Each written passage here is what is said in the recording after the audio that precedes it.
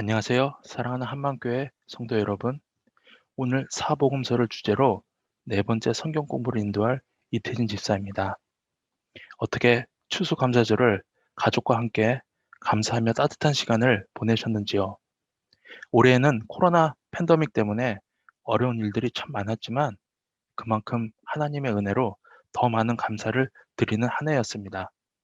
정말 하나님께 영광 올려드리며 모든 일에 감사드립니다. 오늘 함께 사복음서를 공부하면서 하나님께서 말씀을 통해 주시는 은혜를 함께 나누기를 기도합니다. 자, 사복음서 성경 공부반의 구호가 뭐였죠? 네, 맞습니다. 그럼 우리 함께 구호를 외치고 오늘 네 번째 성경 공부를 시작하도록 하겠습니다. 쉽게 배우고 열심히 실천하자. 쉽게 배우고 열심히 실천하자입니다. 감사합니다.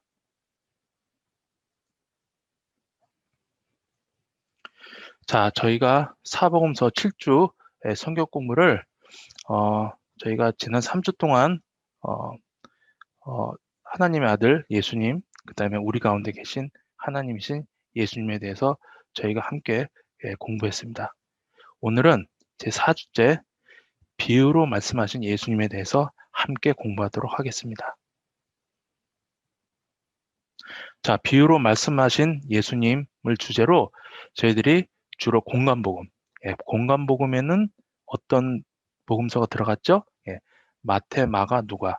요한복음은 중복된 내용이 적어서 공간복음에는 속하지 않습니다. 그래서 저희들이 공간복음을 중심으로 비유로 말씀하신 예수님을 공부하겠고요.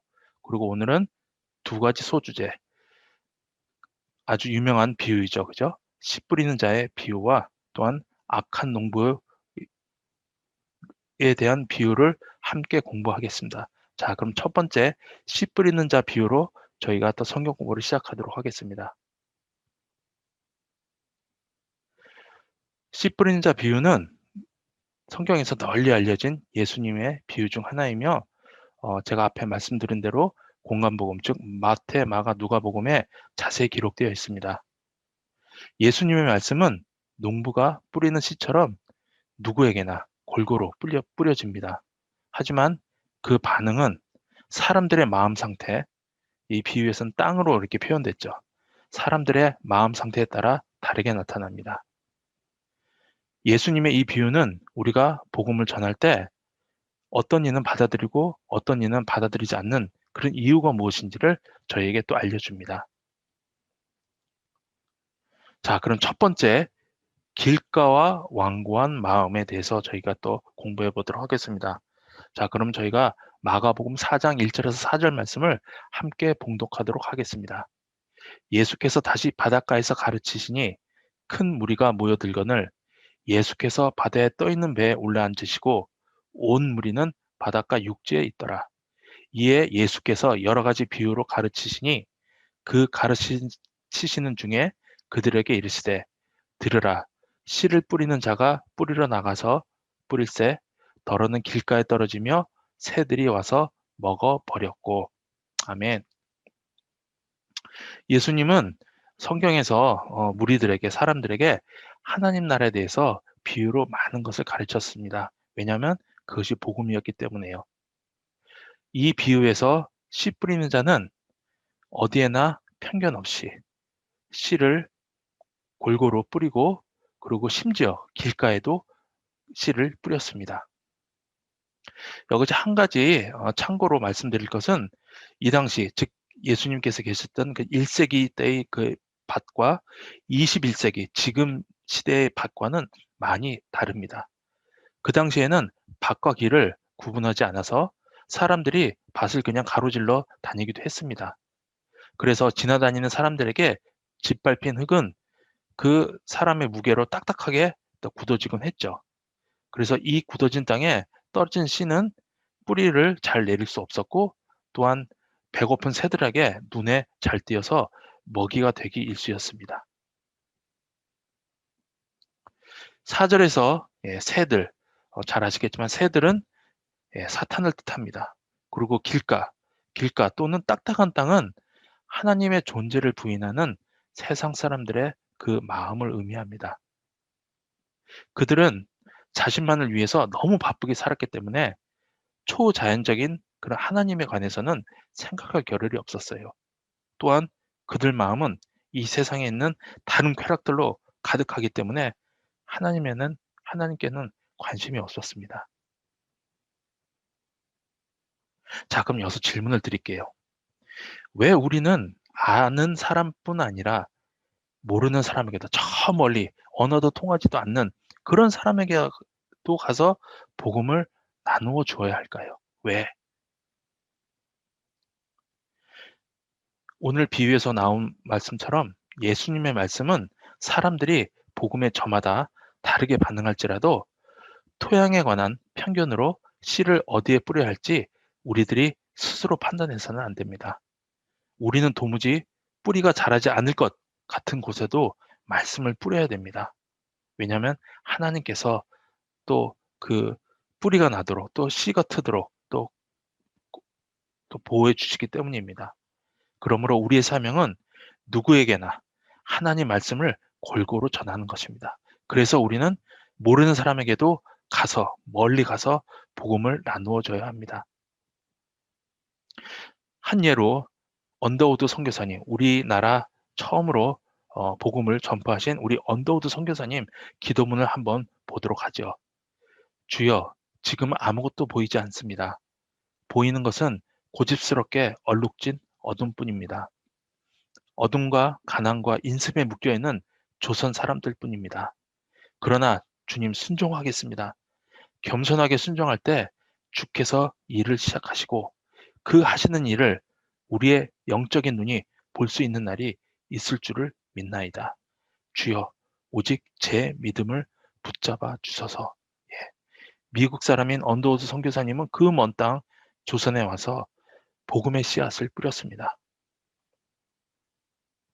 자, 두 번째는 돌밭이에요. 그죠? 돌밭과 피상적인 마음에 대해서 저희가 또 공부해 보도록 하겠습니다.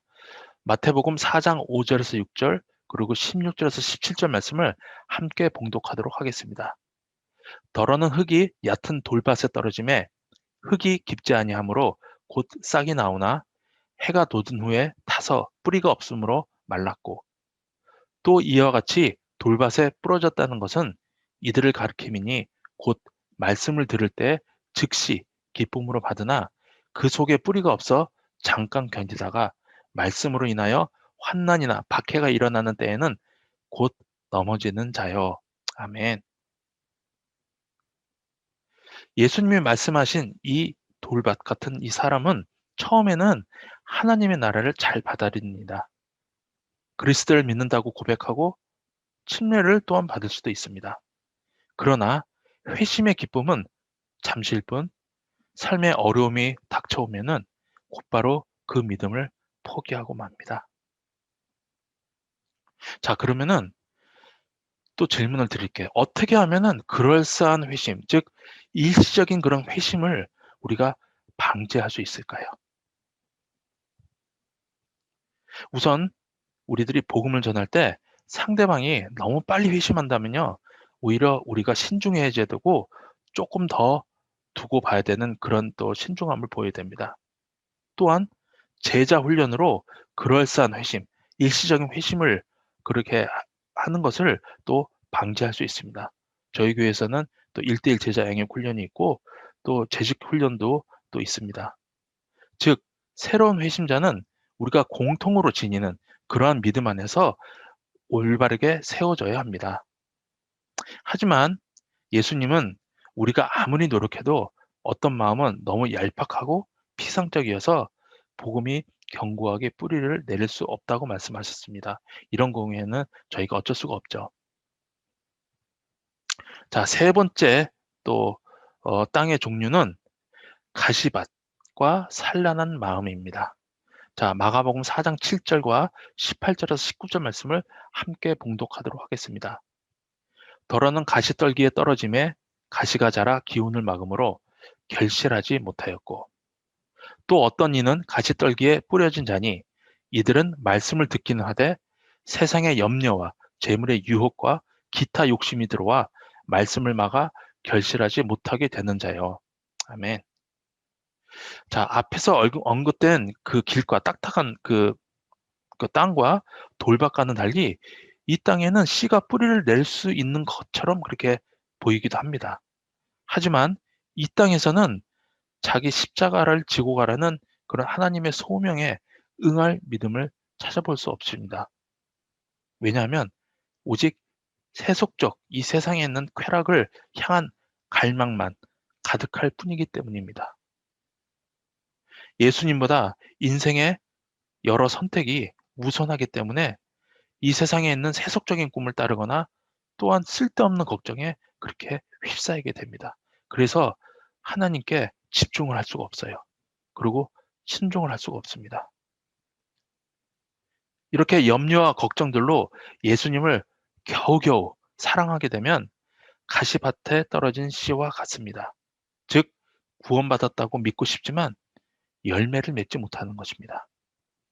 예수님은 마태복음 7장 19절과 요한복음 15장 6절에서 예수 열매 맺지 못하는 나무들은 모두 찍혀 불에 던져질 것이라고 분명히 말씀하셨습니다.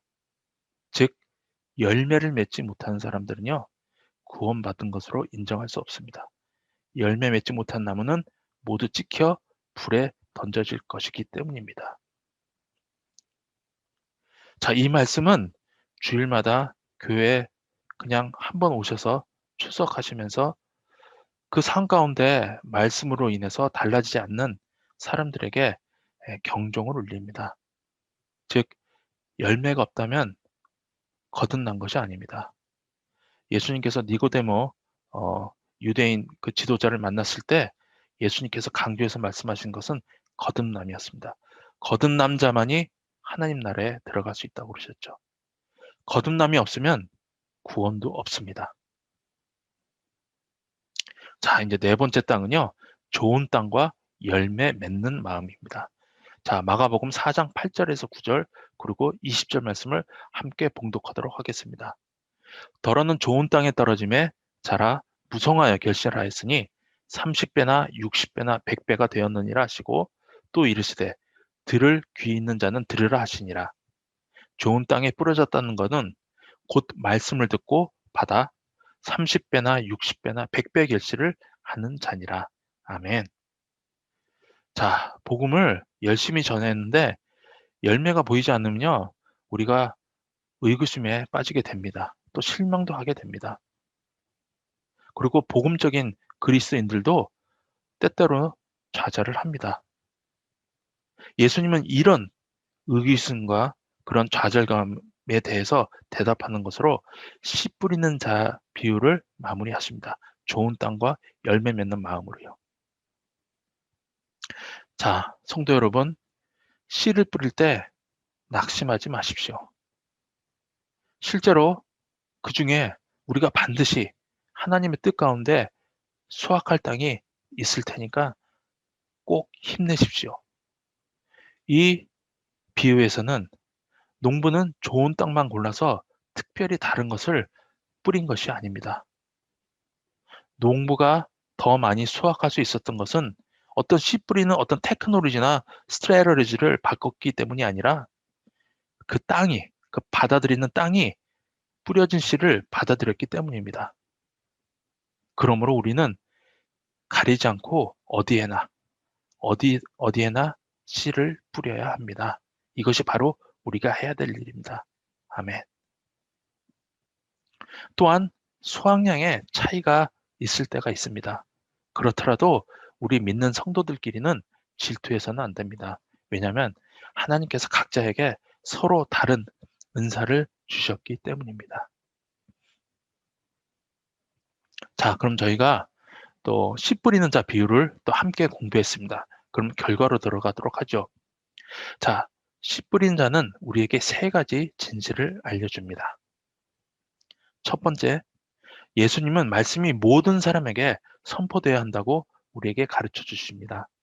씨 뿌리는 자가 땅을 가리지 않고 널리 씨를 뿌렸듯이 우리도 복음을, 사랑을 그렇게 널리, 모든 사람에게 그렇게 선포해야 됩니다. 두 번째는 하나님 나라에 관해 들었던 사람들 중에 결국에는 많은 이가 하나님 나라를 거부하게 될 것입니다. 복음을 거부하는 사람들에 대해서 부담감을 느낄 수 있겠지만 그들의 선택에 대해서 죄책감을 가질 필요는 없습니다. 성경에서는요, 하나님 나라가 모든 사람의 것이라고 말하지 않습니다. 남은 자, 좁은 문, 그런 단어를 보아도 우리가 그 뜻을 알 수가 있습니다. 세 번째, 결국에는 소수의 사람들만이 하나님의 말씀을 받아들이고 하나님 나라를 세우는 은혜 충만한 풍성한 결실을 산 가운데 맺게 됩니다. 그리스도에 대한 관한 진리를 나누는 우리의 노력이 누군가에게 어떠한 영향을 끼칠 것이라는 그런 사실을 우리는 절대로 의심하지 말아야 됩니다. 하나님께서 이루시기 때문입니다. 아멘.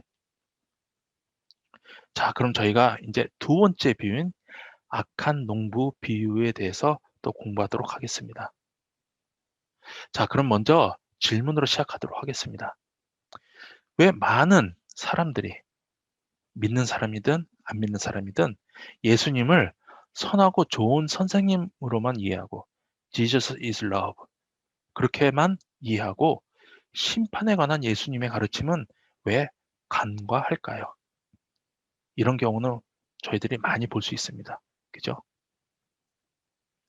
자, 성경에 관해 얇은 지식을 가진 사람들이 예수님을 전반적으로 잘 모르기 때문에 오해하고 또 편견을 가질 수 있습니다. 하지만 우리가 이 사복음서를 조금만 살펴보더라도 예수님은 성전에서 상을 뒤었고요. 물건을 팔고 동전을 바꾸고 그런 거를 저질렀기 때문에 예수님께서는 성전에서 상을 뒤엎었고요. 또한 많은 부분에서 위선적인 유대 종교 지도자들을 아주 맹비난, 독사의 자식이라고 비난도 하시고요. 또한 세상 나라들에 도전하시다가 마침내 위험인물, 정치범으로 지목되어서요. 처형 당하신 분이 바로 예수님입니다. 우리는 위로와 칭찬과 복 등 우리 육체와 마음의 평안을 추구하는 마음을 그렇게 반영해서 예수님을 잘못 해석할 수도 있기 때문입니다. 즉, 우상 숭배와 같아요. 내가 원하고 그런 주님만을 만들고 믿고 따르기 때문입니다. 이것은 우상 숭배와 같습니다. 성경에 나오는 경고나 심판의 메시지는 우리들에게 긴장감과 부담감을 주기 때문에 즐겨 듣고 따르는데 소홀히 하죠. 그리고 사실 외면하는 경우가 많아요.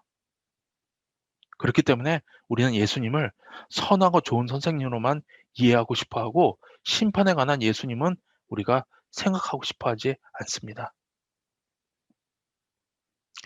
예수님은 사역을 시작하실 무렵에 씨 뿌리는 자 비유를 우리에게 들려주셨으며 십자가에 달리시고 부활하시기 일주일 전에 악한 농부 비유를 우리들에게 들려주셨습니다. 사복음서 가운데 세 복음서, 공관복음에서 이 악한 농부 비유를 싣고 있습니다. 그만큼 중요한 비유라는 또 뜻입니다. 또한 악한 농부 비유를 저희가 공부하면서 이 전체에서 키워드는 열매입니다. 즉, 회개에 합당한 열매가 바로 이 부분에서 키워드입니다. 꼭 기억하십시오. 자, 이번 세션에서는 악한 농부 비유를 통해서 하나님의 부르심을 받은 자로서 특권과 그리고 그에 대한 책임을 다해야 함을 우리가 깨닫고 배우게 될 것입니다. 은혜로운 하나님은 죄인들에게 경고도 하시고요. 하나님의 아들을 배척하는 사람들을 바로 응징하기 위해 심판도 하신다는 것을 우리가 또 배우게 될 것입니다. 우리가 하나님의 백성으로서 회개하고 그리고 전도와 선교의 열매를 맺음으로써 하나님께서 우리를 부르신 사명을 다하도록 부르심을 받았다는 사실을 우리에게 또 리마인드 시켜줍니다. 자, 첫 번째, 악한 농부들은 청지기로서의 책임을 다하지 않았습니다. 자, 저희들이 마태복음 21장 33절에서 35절 말씀을 함께 봉독하도록 하겠습니다. 다른 한 비유를 들으라. 한 집 주인이 포도원을 만들어 산 울타리로 두르고 거기에 즙자는 틀을 만들고 망대를 짓고 농부들에게 새로 주고 타국에 갔더니 열매 거둘 때가 가까움에 그 열매를 받으려고 자기의 종들을 농부들에게 보내니 농부들이 종들을 잡아 하나는 심히 때리고 하나는 죽이고 하나는 돌로 쳤거늘. 아멘. 자, 여기서 저희들이 좀 더 나은 이해를 위해서 물론 다 아시겠지만 저희가 보케블러리를 먼저 공부하도록 하겠습니다. 자, 집주인은 여기서 하나님을 뜻하고요. 그다음에 농부들, 이 약한 농부들은요, 이스라엘 종교 지도자들 또한 우리 믿는 그리스도인들을 또 얘기합니다.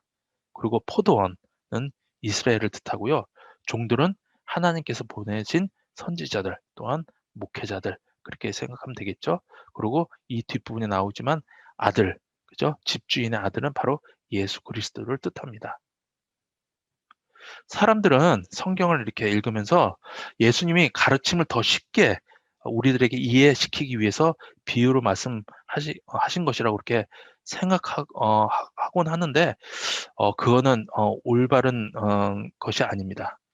예수님은 믿음의 귀와 눈을 가진 사람들에게만 알아듣게 하기 위해서 비유로 말씀하신 것입니다. 그죠? 그렇기 때문에 그 정반대예요. 또한 오늘 또 마태복음 21장 이 33절에서 35절 말씀을 또 이렇게 들으면서 아마도 성경에 대해서 좀 지식이 있으신 분은 이 구약에 나와 있는 이사야 5장 1절에서 7절에 그 포도원의 노래를 떠올렸을 것입니다. 자, 짧게 정리하면요.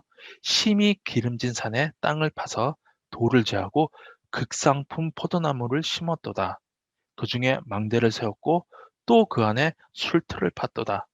좋은 포도 맺기를 바랐더니 들포도를 맺었도다. 그들에게 정의를 바라셨더니 도리어 포악이요 그들에게 공의를 바라셨더니 도리어 부르짖음이었도다. 라고 포도원의 노래가 또 구약에 나옵니다. 예수님은 이사야서 5장 그 포도원 이야기를 바로 이 마태복음 21장에 가져와서 하나님이 이스라엘을 잘 보살펴라고 그 지도자들을 부르셨지만 그들이 실패했음을 분명히 또 말씀하시고 계십니다. 이스라엘 백성은요, 하나님께 선택되는 그런 엄청난 큰 특권을 받았어요. 하지만 그들은 그 축복에 합당한 책임을 다하며 살아가는 데는 실패를 했습니다. 어떻게 해요? 예, 선지자들도 받아들이지 않았고 특히 예수 그리스도도 받아들이지 않았죠. 특별히 종교 지도자들에게서 열매를 찾으셨으나 얻지 못하셨습니다. 하지만 포도원 농부들은, 즉 이스라엘 종교 지도자들은 열매가 없는 것을 사과하기는커녕 그 주인을 끔찍하게 대했습니다. 그들은 주인이 종들을 보내자 간섭한다고 아주 화를 냈어요. 그리고 때리고 죽이고 돌로 쳤습니다. 자, 저희들이 더 심각하게 볼 것은요. 농부들의 문제는 아무 열매도 맺지 못하는 데 있는 것이 아니에요. 물론 아무 열매도 맺지 못하는 것도 또 문제긴 문제이죠. 근데 그보다 더 나쁜 게 나쁜 열매, 들포도를 맺었다는 데 있습니다. 예. 그들이 실패를 회개하고 바로 회개에 합당한 선한 열매를 맺었으면은 거기서 문제는 끝났을 거예요. 하지만 그 농부들은, 즉 종교 지도자들은 하나님에게 반역이라는 그런 나쁜 열매를 맺고 말았습니다. 자, 그럼 여기서 질문 하나 드릴게요.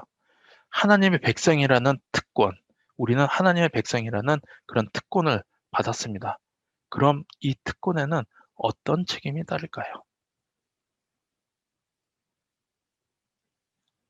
구약에서는요, 하나님은 이스라엘을 하나님의 백성으로 선택하셨고 그들에게 보호와 복을 약속하셨어요. 대신에 그 책임으로서요, 하나님의 거룩한 계명을 지킬 것을 명령하셨습니다. 또한 사도 바울은 예수님을 믿는 신자들은, 특히 이방인들은 이스라엘의 접붙임을 받은 것이라고 말했습니다. 이렇게 예수 그리스도로 말미암아 하나님의 백성이 된 우리는 하나님의 자녀로서 특권을 누릴 뿐만 아니라 거기에 대한 책임으로서 하나님 앞에서 거룩하고요. 그 다음에 하나님께서 명령한 땅끝까지 가서 복음을 전파하라, 제자를 삼으라, 침례를 행하라 하는 그런 열방 선교의 책임이 우리에게 있습니다. 베드로전서 2장 9절을 한번 보도록 하죠. 너희는 택하신 족속이요, 왕 같은 제사장들이요, 거룩한 나라요, 그의 소유가 된 백성이니 이는 너희를 어두운 데서 불러내어 그의 기이한 빛에 들어가게 하신 이의 아름다운 덕을 선포하게 하려 하심이라. 아멘. 아름다운 하나님의 덕을, 복음을 우리는 선포해야 합니다. 자, 이제 두 번째 또 저희들이 보도록 하죠.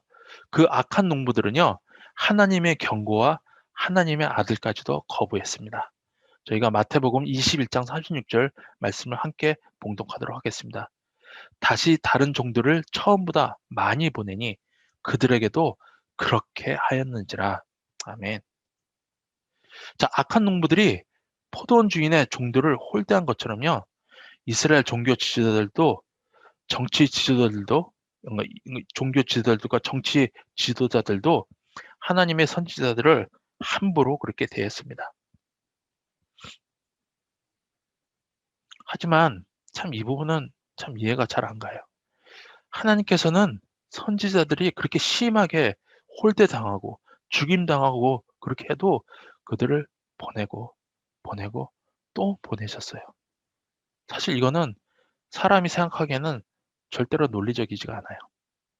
종들을 계속 보내도 홀대만 당하고 얻어맞고 살해당했는데 도대체 왜 하나님께서는 얼마나 더 많은 종을 보내야 그 농부들, 악한 농부들을 징벌할 필요를 느끼셨을까요? 근데 여기서 중요한 것은요, 우리가 이성으로 생각하는 어떤 그런 정당한 이유나 논리가 아닌 하나님의 은혜와 인내하심입니다. 즉, 하나님을 움직이는 것은요, 논리가 아닌 바로 사랑이기 때문입니다. 하나님께서 우리를 사랑하기 때문에, 이스라엘 민족을 사랑하기 때문에 계속해서 그들에게 기회를 주신 거예요. 자, 마태복음 21장 37절에서 41절 말씀을 함께 봉독하도록 하겠습니다. 후에 자기 아들을 보내며 이르되 그들이 내 아들은 존대하리라 하였더니 농부들이 그 아들을 보고 서로 말하되 이는 상속자니 자 죽이고 그의 유산을 차지하자 하고 이에 잡아 포도원 밖에 내쫓아 죽였느니라. 그러면 포도원 주인이 올 때 그 농부들을 어떻게 하겠느냐? 그들이 말하되 그 악한 자들을 진멸하고 포도원은 제때 열매를 바칠 만한 다른 농부들에게 새로 줄지니라.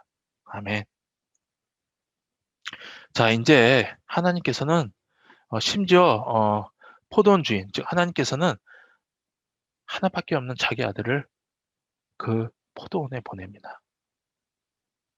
하지만 농부들은 여전히 회개하지 못하고 오히려 들포도를 맺은 것처럼 정말 하나님의 정말 대항하는 그런 마음을 가졌어요. 그래서 주인이 사랑으로 보낸 그 외아들을 거부했으며 그를 정중하게 맞이하는 대신에 포도원 밖으로 내쫓아 죽였습니다. 십자가에 못 박아 죽였습니다. 이 비유는요, 하나님의 아들을 거부하는 것이 얼마나 심각한 일인지를 우리에게 보여줍니다. 즉, 예수님을 거절하는 순간 하나님의 심판을 부르는 것입니다.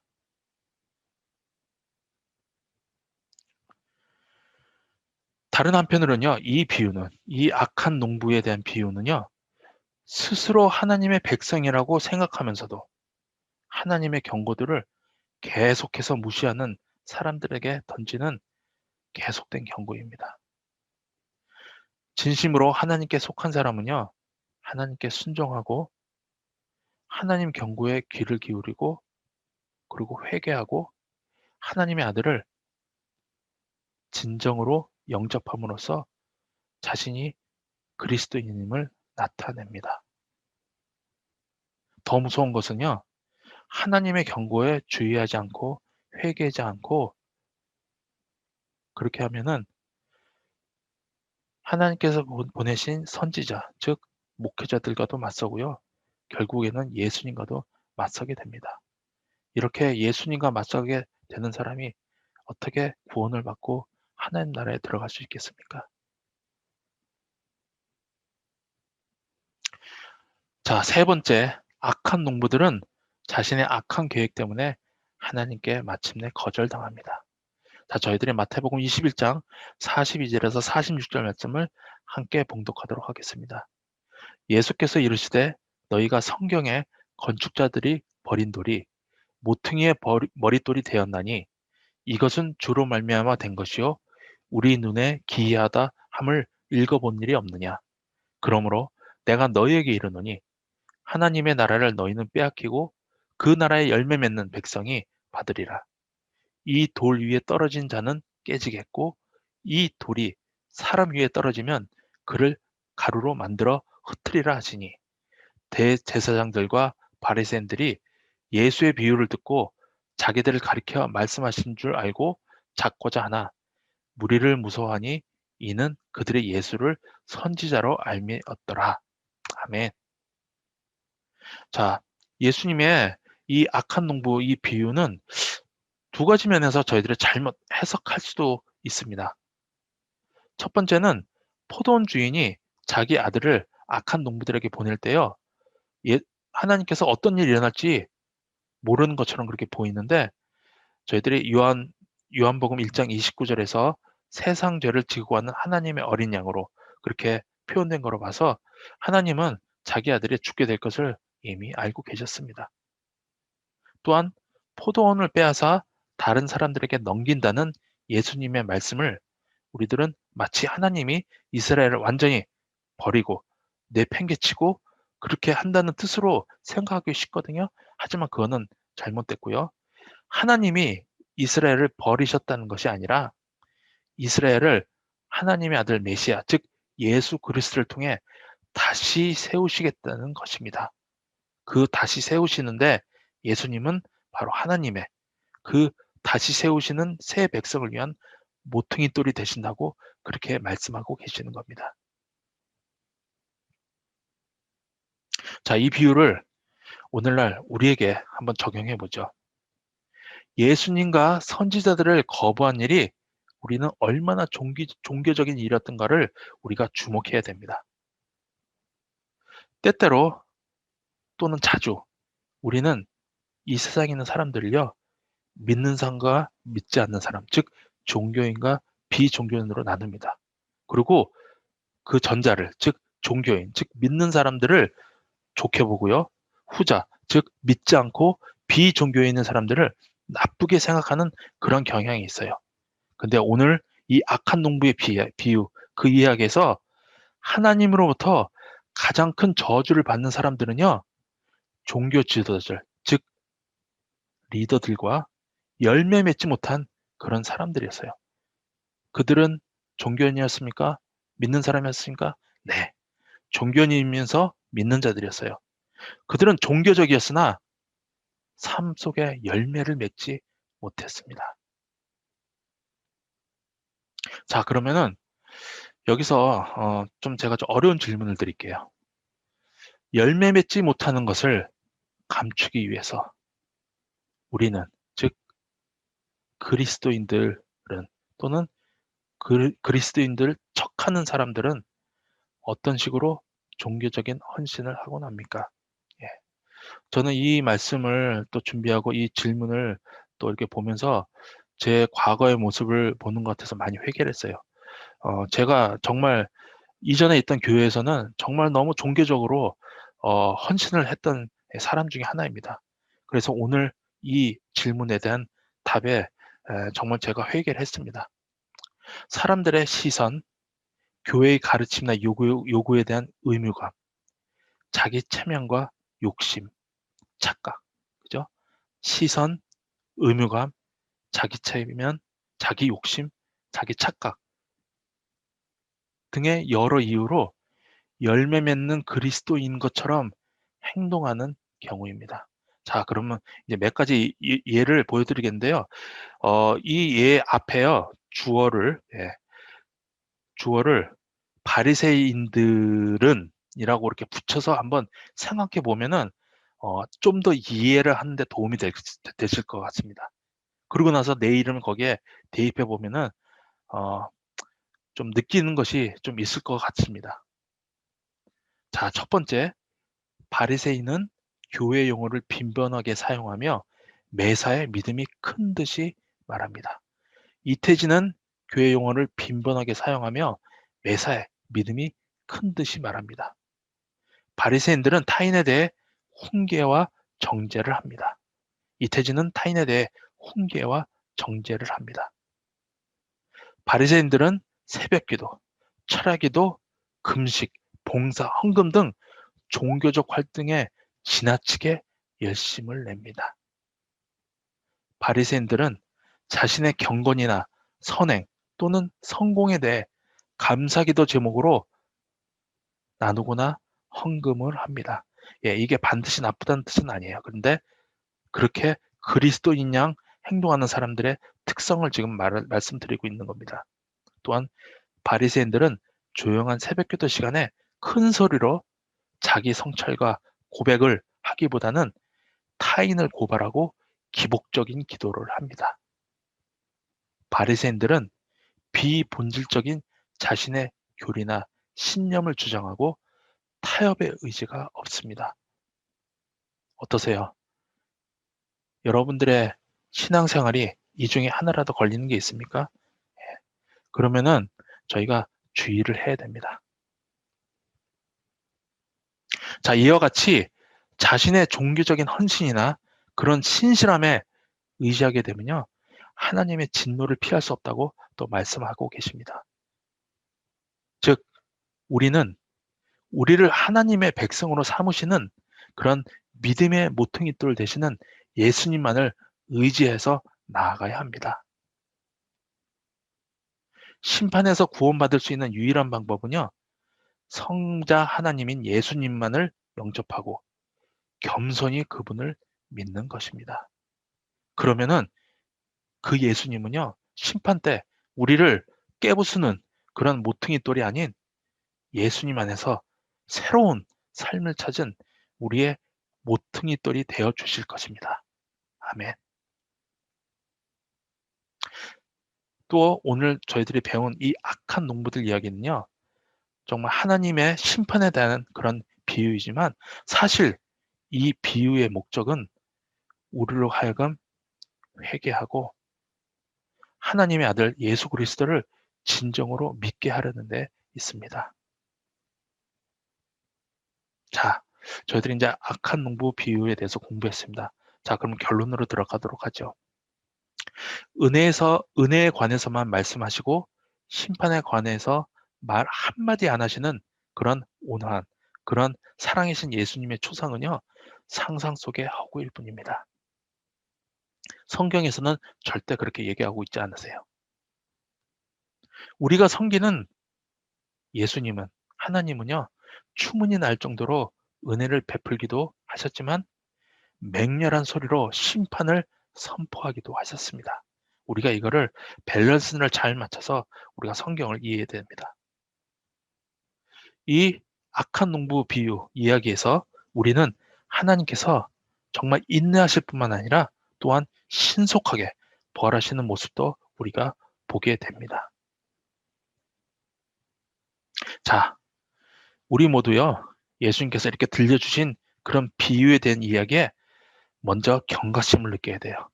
무뎌지면 안 됩니다. 그렇게 성경을 읽고 읽어도 나는 그런 캐러고리에 속하지 않는다고 그렇게 생각하시면 안 돼요. 그리고 하나님의 축복을 얻은 그런 회개하는 또한 그리고 또한 거룩한 청지기로서 우리가 하루하루를 살아가기를 간절히 기도드립니다. 아멘.